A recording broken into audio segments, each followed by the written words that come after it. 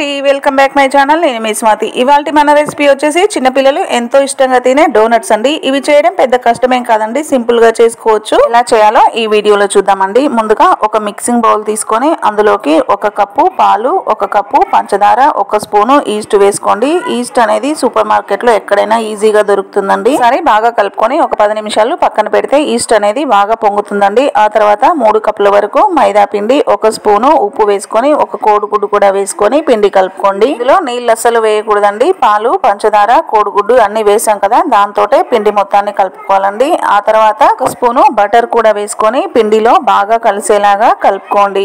పిండి ఎంత బాగా కలిపితే డోనట్స్ అనేవి అంత బాగా పొంగుతాయండి. పిండిని బాగా కలిపిన తర్వాత మూత పెట్టుకొని 1 అరగంట సేపు పక్కన పెట్టుకోండి. ఇలా పెట్టడం వలన పిండి అనేది బాగా పొంగుతుందండి. ఆ తర్వాత మరొకసారి పిండి మొత్తాన్ని ఒకసారి బాగా కలుపుకొని ఆ తర్వాత డోనట్స్ చేసుకోవాలండి. డోనట్స్ ఎలా చేయాలంటే మీకు నచ్చిన సైజులో చిన్న చిన్న ఉండలుగా అన్ని ఒకే సైజులో ఉండేలాగా చేసుకొని కింద అంటుకోకుండా ఉండడానికి పొడి పిండి చల్లుకొని ఒకదాని పక్కన ఒకటి పెట్టి ఒక క్లాత్ కప్పుకొని ఒక 2 గంటల సేపు అలా వదిలేయండి. డోనట్స్ అనేవి బాగా పొంగుతాయండి. ఆ తర్వాత మనం బాటిల్ మూత గానీ లేదంటే ఏదైనా చిన్న క్యాప్ కానీ తీసుకొని మధ్యలో హోల్ పెట్టి ఆ పిండిని తీసేయండి. చూసారు కదా డోనట్ షేప్ అనేది ఎంత పర్ఫెక్ట్ గా వచ్చిందో. ఇదే విధంగా మిగిలిన అన్నిటికి కూడా మధ్యలో హోల్ పెట్టేసి ఆ పిండిని తీసేయండి. ఆ పిల్లలైతే మధ్యలో తీసిన పిండి కూడా చిన్న పెన్ క్యాప్ తో హోల్ పెట్టి వాళ్ళు చిన్న డోనట్స్ చేసుకున్నారండి.